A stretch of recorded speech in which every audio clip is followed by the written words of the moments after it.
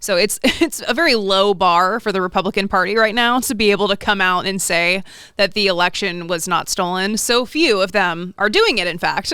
It's so just, it baffles me how they won't look within themselves and say, well, why is it we're losing so many elections? What's the deal? Oh, is it our policies? No, they won't even do that. It's just, no, it must be rigged. It's a conspiracy against us. Mm-hmm. Rather than, how wildly out of step we are on policy after policy after policy with the vast majority of American people. I mean, the number of Americans, both Democrat and Republican, everyone who approve of abortion as for healthcare access is in the 60s, in the high 60s. And they are doubling down, tripling down, quadrupling down on this despotic, tyrannical, hateful, oppressive, abusive policy banning abortion. Yeah, so you may be wondering, okay, well, these are the Republican elites. All right, we get what they're saying. We get what their position is. We want to know what the Republicans on the ground are saying and thinking. And I mean, we get a flavor of this sometimes when reporters interview people like Joni Ernst, senator in Iowa. Yeah. And Marsha Blackburn's another. Yeah, I think Joni Ernst was on the ground saying in Iowa at the Iowa State Fair that Trump voters are fatigued. They're getting to the point where it's just all noise for them, the number of indictments. Right. There's just so many indictments that they can't even keep track and they don't care anymore. And NBC News, I believe, is where this next clip is from. They went around the Iowa State Fair and asked Trump supporters to react to the indictments. And I think you're going to love this. Do you think that most people care that he's been indicted for a fourth time? No. No, that just makes me want to vote for him more. No.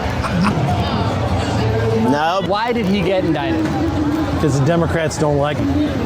I guess I really don't know. They're just trying to dig up stuff so they can bring it up so that he doesn't run again. Because everybody knows how society is nowadays. If you want to hide something, you just indict them, you know? Well, my wife keeps me in touch with that because I'm retired and I don't keep up with it. But she watches Fox News all the time. Gotcha. For as far as I know, it's because he was trying to hide stuff from the due process, but I haven't really looked into it that much. He was trying to hide stuff from the due process. At least he's being honest about how he hasn't looked into it. Donald Trump, baby! It reminds me of when even Donald Trump would tell everybody, just read the transcript. Read the transcript of the call between me and Volodymyr Zelensky. Then you'll see the truth. And I read the transcript. You read the transcript. Many people read the transcript and realized just how nakedly corrupt it was. No one at the Iowa State Fair has read the transcript. Yeah, and then they would, what's his name on Comedy Central? The tall, skinny guy. Jordan Klepper. And even the Good Liars guys will go out and interview people, and they'll be, oh, so did you read it? No.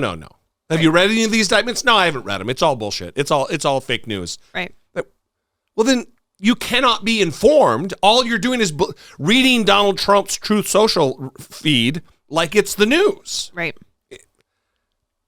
There's no way out of this hellhole unless either they get disenfranchised, they die through just by normal course of maybe they'll get COVID again and not get vaccinated, or what? I mean, what's going to happen? How do we change this? Or they have someone in their life who is willing to sacrifice their mental health and convince them and talk to them repeatedly until they understand the ways of the world. But PBS's Lisa Desjardins also went to the Iowa State Fair. All the reporters just get to descend on the Iowa State Fair, which looks like a nightmare, by the way, an absolute nightmare. All state fairs are nightmares. I would have no desire to go to this thing. There's 100,000 people that go to it or something. I mean, some crazy number. And there's so many people in these areas and they just want to go and shake hands with Ron DeSantis. Why do you want to go see Ron DeSantis? I wouldn't want to be near Ron DeSantis. What is happening? But anyway, he might laugh in your face. He gets sucked into his mouth hole. So Lisa Desjardins went to the Iowa State Fair and also interviewed Trump supporters, Ron DeSantis supporters, and also Vivek Ramaswamy supporters because he is rising in the polls. make America great again, you know, is what he was all about. And I think he was on the way to doing that. I'm just a solid Trump supporter. I love all of his policies. I love everything that we had for those 4 years. There's more than voter sentiment. Team Trump is better organized than in 2016 when he was second in the Iowa caucuses. They're collecting caucus pledge cards at his events and have troops of volunteers in Trump t-shirts as walking ads. Can anybody beat Donald Trump in this state? It's going to be hard. The president currently has a significant lead, 24 points by the latest New York Times poll. But Iowans are willing to kick the tires. Iowa Republican strategist Jimmy Sanders notes traditional thinking that the top 3 caucus finishers have a shot at the nomination. But this year, he thinks it will be 2 at most. There is a lane for someone to come up to challenge the former president. That said, you got to get going, and you got to get going fast. Fighting hard for that lane is DeSantis, campaigning on his record in Florida. We are going to safeguard the rights of parents in this country, including his shakeup of the education system there. DeSantis' crackdown on how schools can teach about race, slavery, and LGBTQ issues is popular with social conservatives. But those things and his moves to restrict abortion and transgender care have brought sharp reaction from others, like these protesters who have followed him around the state. For some DeSantis supporters, like the Bart family, it's more simple. They don't trust or want Trump anymore. There are probably 4 or 5 other candidates in this race that they say good things, but I think that he has the better chance of winning of any of them.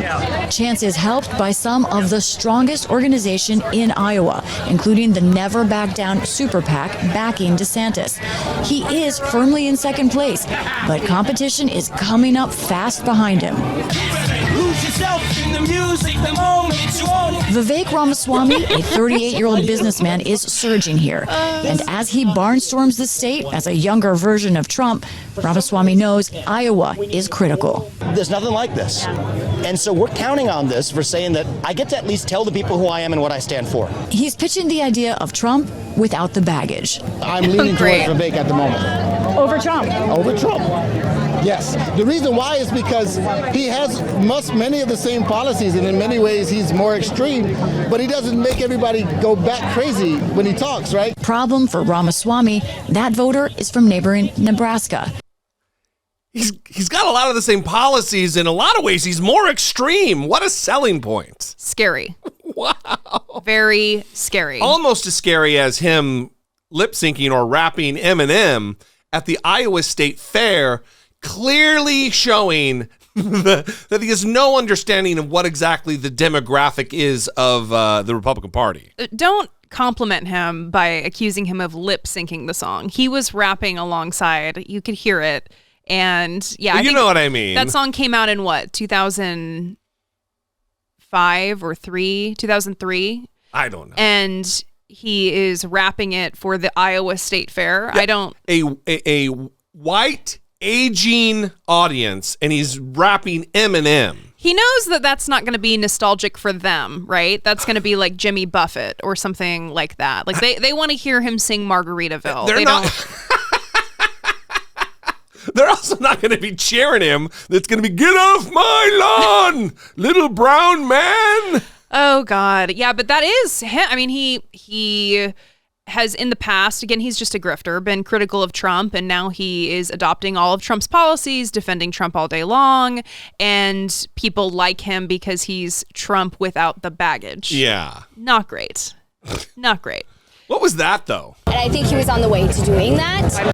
I think he was on the way to doing that. Well, and that maybe Vivek is in tune with what the Republican audience is. Well, and what's interesting is these people were saying that they loved the state of the country when Donald Trump was president. Right. And I just wish there was a follow-up of, can you articulate exactly what were some of those things that you really loved about the country? How were things super great for you when Donald Trump was president? You think she's going to be able to answer? And I think he was on the way to doing that. Probably not. It's like that Kristen Cavalieri drop we used to have. I've read too many books. Yes, it is. I remember that. Well, we would love to know what you think. 657-464-7609. Of course, you can absolutely every day, all the time, put us in your phone and email us a voice memo or a regular old-fashioned email to idoubt@dollemore.com.